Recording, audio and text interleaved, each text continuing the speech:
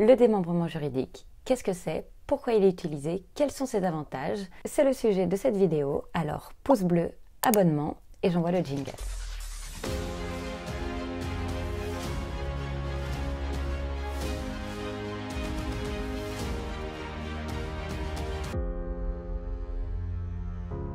Salut tout le monde, j'espère que vous allez bien. Dans la dernière vidéo, je parlais de SCPI. Si vous ne l'avez pas déjà vu, je vous mets le lien juste ici ou alors dans la description. Cette vidéo avait relevé une façon particulière d'investir dans la SCPI et notamment à travers le démembrement. Alors, j'ai dédié cette vidéo au démembrement pour expliquer ce que c'est et ensuite, à la fin de cette vidéo, je parlerai en détail de cette façon d'investir dans la SCPI en nue propriété.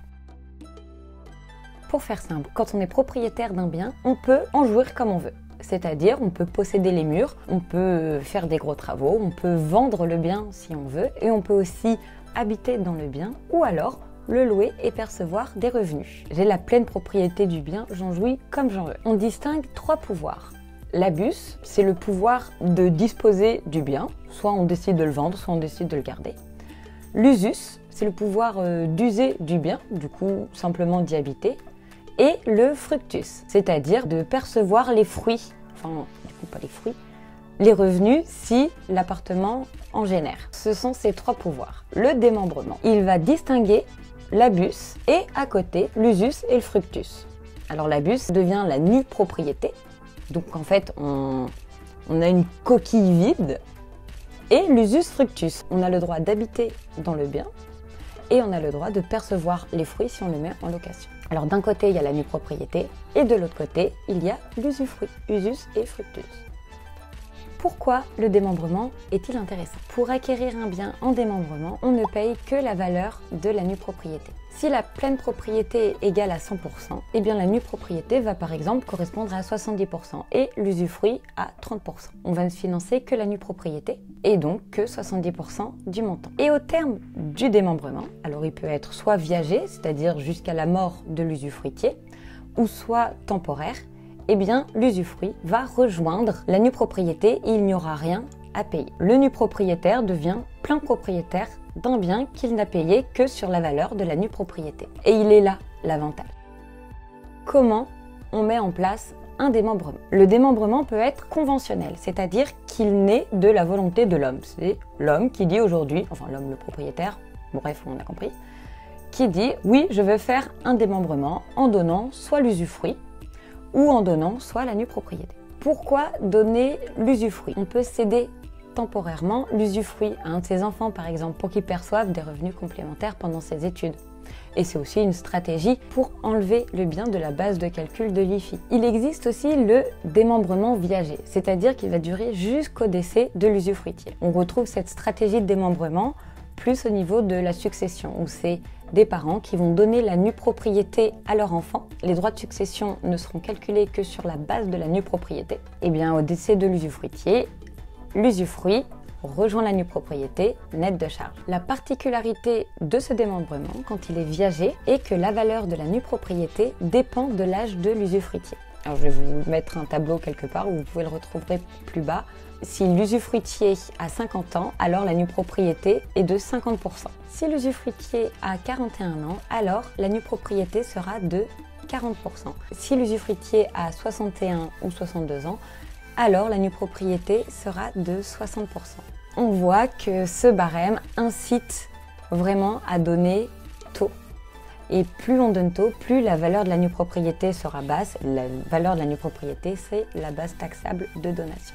Le démembrement peut aussi être mis en place pour protéger un concubin, par exemple, avec un démembrement croisé où chacun donne l'usufruit à l'autre, mais ça, je pourrais rentrer plus en détail dans une autre vidéo. C'est vraiment un outil qui est flexible avec beaucoup de choses. Alors là, je ne peux pas évoquer toutes les subtilités, je vais vraiment dire dans les grandes lignes, mais après, je pourrais rentrer plus en détail, par exemple pour les transmissions. Les transmissions ou le démembrement est beaucoup utilisé. Alors on a vu que le démembrement pouvait être conventionnel, c'est l'homme qui signe contractuellement un document en disant qu'il veut faire un démembrement, ou alors il peut être légal, c'est-à-dire qu'il résulte d'un événement et c'est à défaut de disposition contraire. Ça, on le voit quand il y a un conjoint survivant et les droits qu'il peut mettre sur la succession. Mais là encore, je m'écarte du sujet. Un démembrement, ça sert à ça. Mais alors, qu'est-ce qui se démembre? Alors on sait que l'immobilier se démembre, mais pas que. On peut aussi démembrer un compte titre ou une clause bénéficiaire d'assurance vie ou de PEA. Et enfin, on peut démembrer des parts de SCPI. On y arrive. Dans le cas des SCPI, on démembre la part, avec d'un côté le nu propriétaire qui a la part, c'est à lui, mais concrètement il n'en fait rien, et l'usufruitier qui bénéficie des avantages des parts sans les posséder. Du coup, concrètement, il perçoit les loyers. Dans ce cas de démembrement, il s'agit d'un démembrement temporaire, avec une durée qui va de 5 à 20 ans. S'il choisit 5 ans, et pendant 5 ans, l'usufruitier va percevoir des revenus, et au bout de 5 ans, l'usufruit va rejoindre la nue propriété nette de charge. Ou alors pendant 10 ans, pendant 15 ans, c'est la même chose. C'est la SCPI qui va proposer la nue propriété. Et c'est elle qui va se garder le choix de recevoir les loyers pendant une durée d'année. Plus la durée de démembrement sera longue, moins la valeur de la nue propriété sera importante.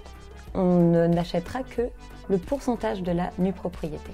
C'est-à-dire que vous, si vous décidez d'acheter une part en nue propriété, vous ne percevez pas de revenus pendant un certain temps et au terme de ce temps, vous percevez les revenus comme si vous aviez eu 100% alors que vous n'avez payé que 70%. En tant qu'investisseur, tu peux choisir d'acquérir seulement l'usufruit. Tu ne payeras alors que le pourcentage qui correspond à l'usufruit, entre 30 et 40%. Pendant le temps du démembrement, tu perçois les loyers. Ça te permet de percevoir des loyers sur une base de 100 alors que tu n'as payé que 30 ou 40%. Ça peut être intéressant si tu as besoin de revenus complémentaires pendant juste une période donnée. Encore faut-il calculer la rentabilité. L'autre cas de figure, et ce qu'on fait généralement, c'est d'acquérir la nue propriété. Du coup, ça peut être entre 60 et 70%. Pendant toute la période de démembrement, on ne perçoit pas de loyer, et donc on ne paye pas de fiscalité dessus. Et à la fin du démembrement, l'usufruit rejoint la nue propriété, alors que vous n'avez payé que 70% des parts.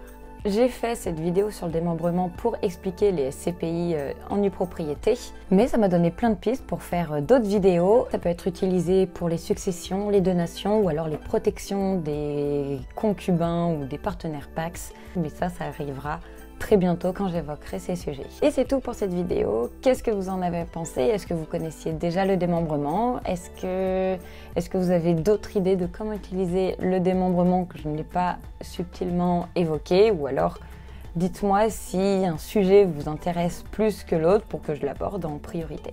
Et voilà, j'ai fait le tour de ce que j'avais à dire. Alors je vous laisse avec ma première vidéo sur les SCPI si vous ne l'avez pas déjà vue. Et je vous dis à la prochaine.